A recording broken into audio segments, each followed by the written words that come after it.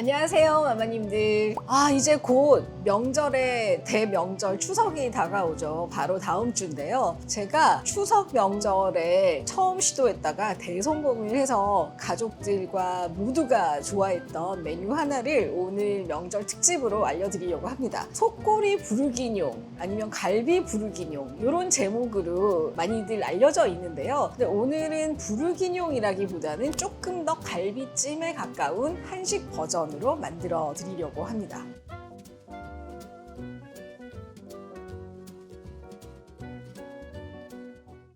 매해 좀 다르지만 추석 때 유난히 더울 때 있잖아요. 제가 이래봬도 2대 독자 외며느리예요. 그래가지고 추석 때 행사들이 많아요. 그래서 나물도 만들고 전도 무치고 막 이렇게 하다 보면 오븐 위에 쿡탑이라 그러죠. 이 위쪽에서 뭔가 지지고 볶고 할 일이 너무 많은 거예요. 근데 어느 날 갈비찜까지 하려고 보니까 너무 더운 거예요. 이 위에서 계속 끓여야 되기 때문에 제가 갑자기 아이디어가 떠오른 거예요. 찌지 요리 학교 한국 분교에서 프렌치 요리를 배웠을 때 부르기뇽을 배웠단 말이에요. 그 부르기뇽의 방법을 한번 접목해보자. 이 갈비찜을 위에서 계속 푹푹 끓이지 말고 오븐에 한번 넣어보면 어떨까라는 발상에서 시작을 해서 이 메뉴가 탄생을 하게 된 건데요. 결론은 완전히 대성공이었고 그 이후로는 제가 갈비찜을 할 때 항상 오븐을 쓰고 있습니다. 익혀두시면 앞으로 너무너무 잘 활용하실 거예요. 자, 일단 우리나라 갈비찜과 부르기뇽 뭐가 다른가를 생각해보면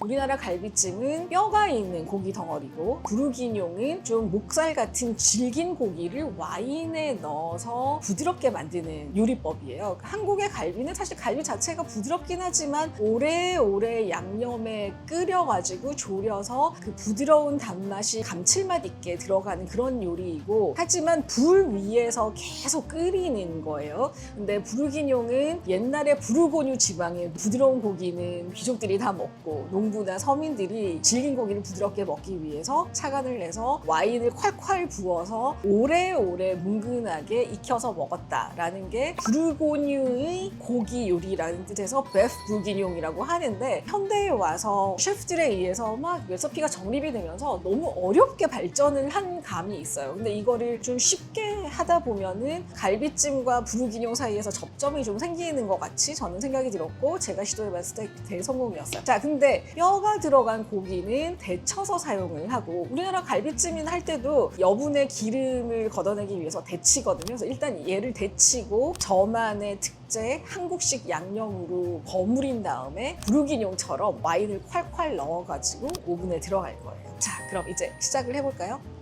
220도로 예열을 해놓고 이미 지금 물을 끓여놨는데 이제 이 물에다가 데쳐볼게요. 지금 사용하는 갈비는 토탈 1kg이고요. 이렇게 핏물을 빼기 위해서 찬물에 1시간 정도 핏물을 빼서 거의 맑은 물이 나올 때까지 담가뒀고요. 이렇게 넣어서 데쳐줄 거예요. 데칠 때 맛술이나 정종 같은 거 남아있는 술 조금 넣으셔서 데치시면 잡내가 날아가겠죠? 지금 이 상태에서 기름을 좀 빼고 불순물 제거하는 목적이기 때문에 너무 오래 끓이지 않고 겉면이 좀 하얗게 변하면 바로 빼낼 거예요.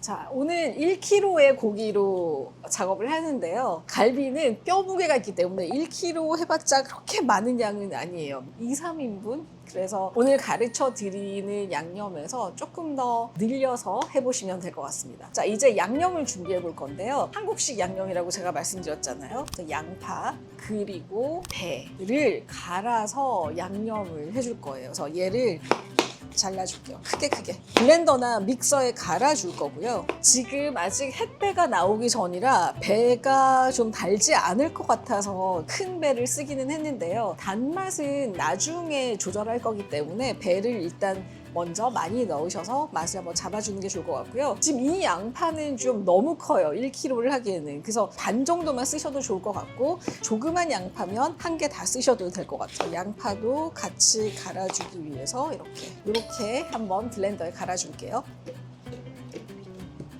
믹서 잘 안 갈릴 때는 이렇게 물을 좀 추가해 가면서 그리고 이게 마늘 다진 건데요. 사실 그냥 양념을 들어도 되는데 마늘이 입에 걸리면 싫으니까 여기 가는 거에 같이 넣어가지고 갈아줄게요. 마늘은 2 테이블스푼. 자, 완전 이제 곱게 갈아졌고요. 요 냄비에다가 갈비를 양념이 잘 들어가게 살짝 이렇게 칼집을 넣어줄게요. 이미 부드럽긴 하지만 갈비에도 결이 있어요. 이렇게 결이 있기 때문에 결의 반대 방향으로 칼집을 살짝씩 이렇게 넣어줄게요. 너무 깊이 들어가면 나중에 뼈에서 얘가 다 떨어지니까요. 살짝만 넣어주시면 됩니다. 여기 이렇게 기름 덩어리가 보이시면 얘는 잘라내줄게요. 데치기 전에 이미 손질을 많이 해놨는데도 데치고 나면 또 이렇게 보이는 경우가 있어서.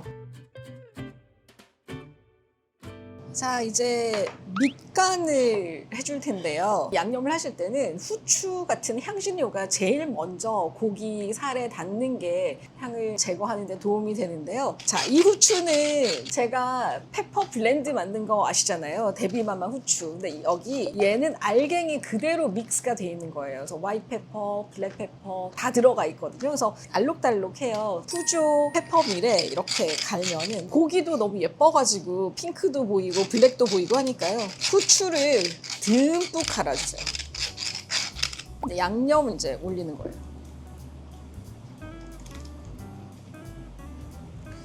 제가 아까 요거 갈 때 물을 한 50ml 정도 넣었었고 지금 한 100ml 정도 더 넣어가지고 양념한 걸 다 넣어요. 그 다음에 진간장, 양조간장 말고 진간장을 쓰세요. 진간장 아무거나 100ml.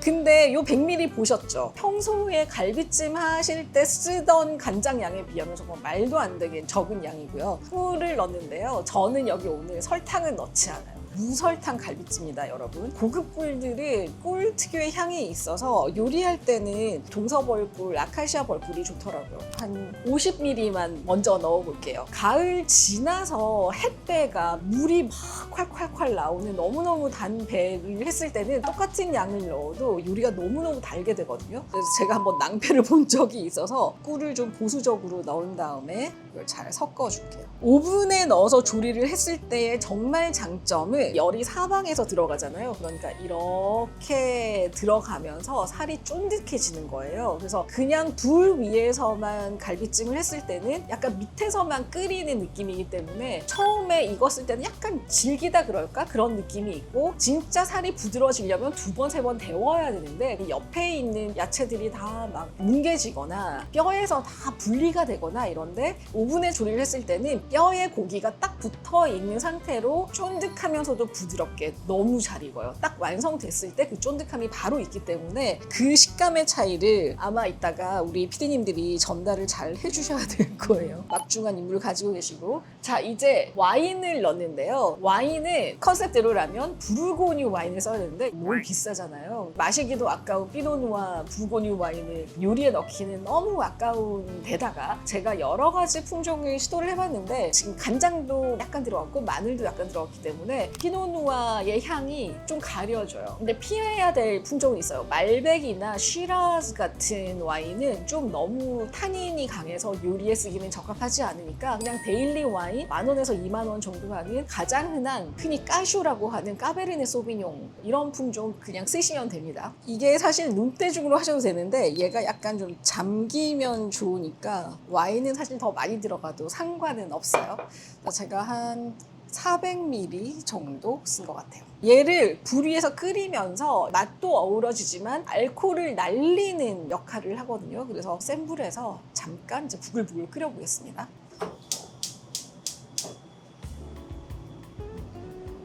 끓이는 동안 우리는 채소를 한번 준비를 해볼 건데요. 과정이 어떻게 될 거냐면 얘가 부글부글 끓으면 좀 거품을 걷어내고 이 상태로 220도 오븐에 1시간을 들어갈 거예요. 기다렸다가 이제 빼서 그 다음에 이 채소를 넣어가지고 30분 정도를 더 불을 줄여서 약한 불에 좀 더 익힐 거예요. 그러면 이제 완성이에요. 부글부글 끓는 와중에 거품은 이렇게 보면 표시가 나요. 걷어주는데 저만의 팁은 이렇게 통에다가 물을 넣어가지고 이렇게 버리면서 국자를 헹궈주는 거예요.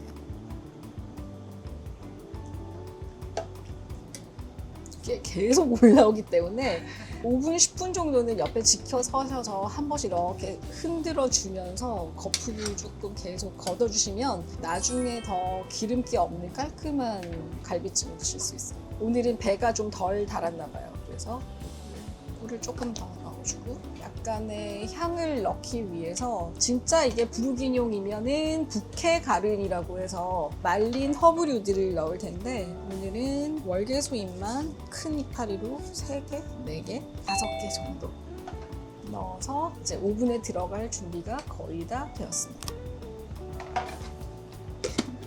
부글부글 끓은 상태에서 오븐에 넣어야 온도가 유지가 되기 때문에 종이 호일을 표면에 맞게 잘라서 덮어줍니다. 그래서 뚜껑의 역할을 하는 종이 호일을 표면에 덮어주고 뚜껑을 닫아서 불을 끄고 이제 오븐에 들어갑니다. 자, 220도로 예열된 오븐에 넣어볼게요. 자, 1시간 타이머를 맞춰놓고 우리는 좀 이따가 올게요. 오븐에서 갈비찜이 익어가는 동안에 1시에 가깝다 그랬으니까 대추도 준비했고 무랑 당근 그리고 버섯 2가지 이렇게 준비해서 한번 손질을 해볼게요. 자, 돌려깎기를 해야 되는데 이런 건 요리하는 동안에 옆에 있는 아이들이나 남편들 좀 시키면 좋아요. 마른 목골 이런 모양이 나는데 여기에서 동글납작한 요 정도 느낌의 덩어리로 만들어 줄 거예요. 돌려깎기를 왜 해야 되는지는 아시죠? 이 안에서 요 모서리가 같이 끓으면서 얘가 너무 부서지거든요. 그러면 지저분해지니까 이렇게 돌려깎기를 해서 모양을 동글납작하게 이렇게 다듬어 줄게요. 밤을 넣으셔도 굉장히 좋아요. 이렇게 동글납작 버섯하고 비슷한 느낌으로 밤톨 같기도 하고 버섯 같기도 한 이런 사이즈로 이렇게.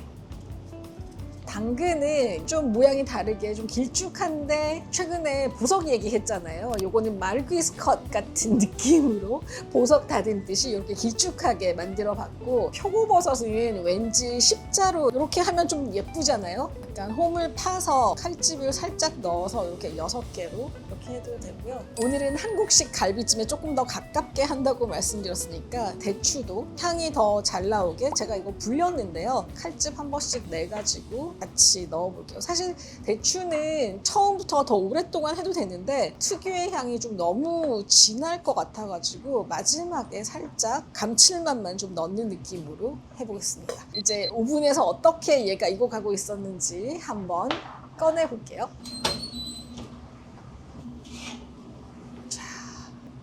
자, 우와. 이걸 한번 이렇게 걷어보면은요. 소스가 반 정도로 줄어 있어요. 그리고 약간 걸쭉해졌죠. 그리고 고기가 당연히 220도에서 1시간을 익었기 때문에 다 익었어요. 하지만 아직 야들야들 쫀득쫀득한 단계까지는 안 갔을 것 같아가지고 끓이면서 한 번 더 불순물을 제거를 해줄 거고요. 이제 이 허브는 꺼내주시고요. 자, 지금 보시면 기름을 이렇게 투명하죠.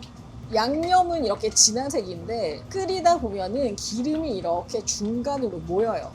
보이시죠? 그러니까 기름만 잘 건져내시면 돼요. 대추, 딱딱한 거부터 무, 당근, 표고버섯, 양송이까지. 채소에서도 또 물이 나오고 또 맛있는 향이 소스에 입혀질 거기 때문에 잠기도록 살살살 이렇게 저어서 다시 제가 이불이라고 하는데 걔를 덮어가지고 오븐에 넣어줄게요.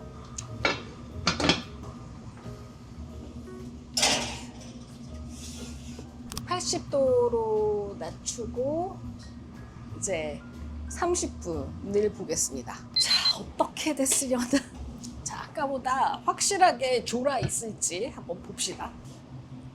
우와, 이제 채소 냄새도 좀 나고 소스 수위가 많이 낮아져서 이 친구들이 이제 좀 보이고 있는데 제가 봤을 때는 더 들어갔다 나왔기 때문에 고기가 야들야들 흔들리는데 이거는 불 위에서만 조리를 하면은 2번 데웠을 때 나오는 텍스처거든요. 그런데 지금 보시면 뼈가 거의 다 이렇게 분리되기 직전으로, 하지만 뼈에 다 지금 잘 붙어 있어요. 완성이 된 것 같고, 지금 다시 들어갔다가 약간 너무 확 줄을 수도 있으니까 불 위에서 한 번 더 불순물을 걷어낸 다음에 이제 완성해서 플레이팅을 해보도록 할게요. 자, 이제 한번 섞어서 볼게요. 아무래도 이제 불 위에서 끓이면 빨리 좀 졸아들면서 확 이제 섞이는 느낌이 있어서 마지막으로 불순물 한 번만 걷어보고 가지고 올게요.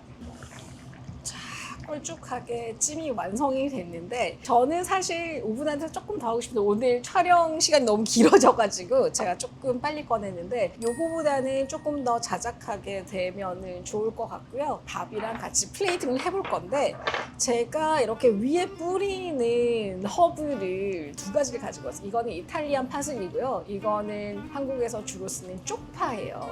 양식의 뉘앙스를 극대화시키고 싶으면 이 이탈리안 파슬리를 쓰시고요. 오늘은 제가 여기다가 솥밥을 했거든요. 이 쪽파를 뿌리면 좀 더 한식 같은 느낌. 그러니까 재료도 믹스가 되지만 마지막에 뿌리는 허브가 뭐냐에 따라서 굉장히 뉘앙스가 달라지거든요. 그래서 그 부분도 한번 여러분들이 음식을 드시면서 한 번씩 시험해 보시면 좋겠습니다. 그릇을 지금 3가지를 했는데, 자, 우리 3명 오늘 맛있게 먹어봅시다.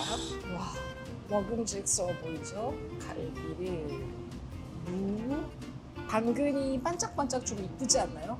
표고버섯이 칼집을 넣은 게 지금 잘 안 보이긴 하지만, 표고버섯 이렇게 각종 채소들을 돌아가면서 예쁘게 얹어주고요. 아마 각각 졸여져서 먹는 맛이 좀 다를 거예요. 그래서 이렇게 풍성하게 얹어주시고, 배추는 장식으로 위에 조금 얹어주시고, 얘는 밥이 중간에만 있으니까 소스를 이렇게 사이드로 이렇게 둘러볼게요. 얘는 하얀 밥이 보이도록 이쪽에만 뿌려볼게요. 얘는 덮밥처럼 플레이팅 했으니까 전체적으로 뿌려주고, 사실 뭐 밥하고 반찬처럼 드셔도 좋지만 약간 이렇게 플레이팅하면 뭔가 좀 다른 음식 먹는 느낌이 있잖아요. 한쪽에는 파슬리 뿌리고 하이브리드로, 한 점에는 쪽파를 아주 얇게 썰은 걸 쪽파를 뿌리고, 향이 어떻게 다른지 테스트 해보세요. 자, 이렇게 와인 갈비찜을 해서 3가지 스타일로 플레이팅도 해봤거든요. 시식을 해볼까요? 드디어. 엄청 부드러워. 뼈 이렇게 나오는 거 보이시죠? 네. 피디님 왜 보고 계신데요? 와인이 이렇게 많이 들어갔는데 아이들 뭐 괜찮냐 하시는데, 처음에 바글바글 끓이면서 알코올 다 날리기 때문에 전혀 상관이 없고.